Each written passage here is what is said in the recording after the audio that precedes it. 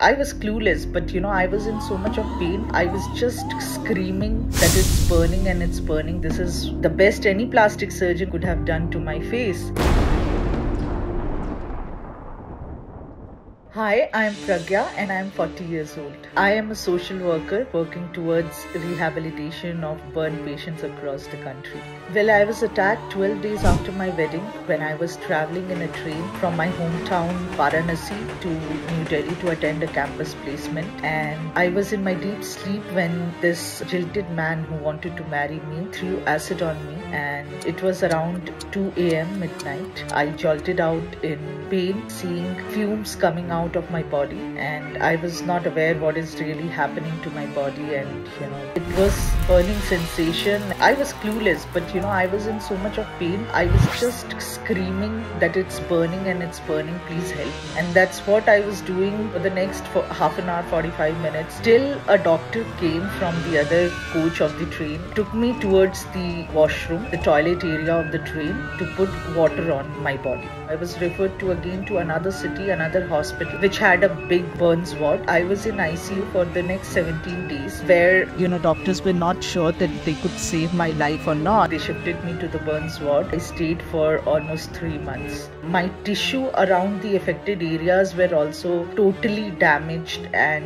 it took 2 grafting surgeries for my wound to recover from it. Well, acid attack is very common in South Asian countries. Not only in South Asian countries, in last 5 years we have seen almost like around thousands of acid attack in UK, around London city. I believe this is one of the heinous crime in our society which could happen to any woman. So I had to undergo reconstructive surgeries for my rest of the face and eye, reconstructive of my eyelids, of my nose, or of my lips, chin, ear, and every part which was affected by the acid. Recovering from the whole trauma took me almost 3 years until my daughter was born. Life changed completely after she was born. In fact, I spent days and years in just crying about my situation. But yes, when I realized that this is the face, this is the reality which I need to live for the rest of my life. But every now and then taunting and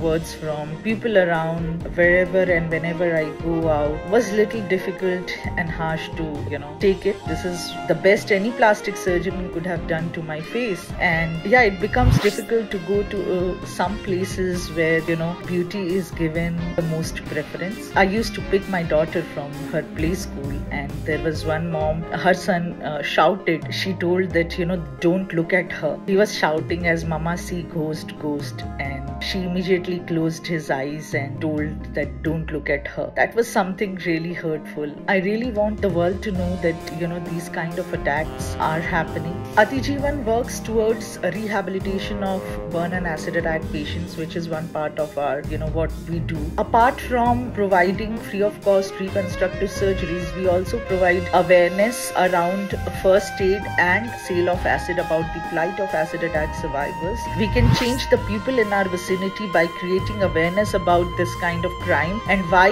acid should not be available freely in the retail market. The police managed to catch my perpetrator when he came in the ICU to put 2 more bottles of acid on me, and he was sentenced for 4.5 years of imprisonment. After that, he came out and he is living a normal life today. I don't feel that it's justice to what he did to me, but today I have come a long way. I have found my purpose in my life, and I have healed to an extent. I hope, and as elders say that everyone gets their own karma, so I hope he gets his own karma.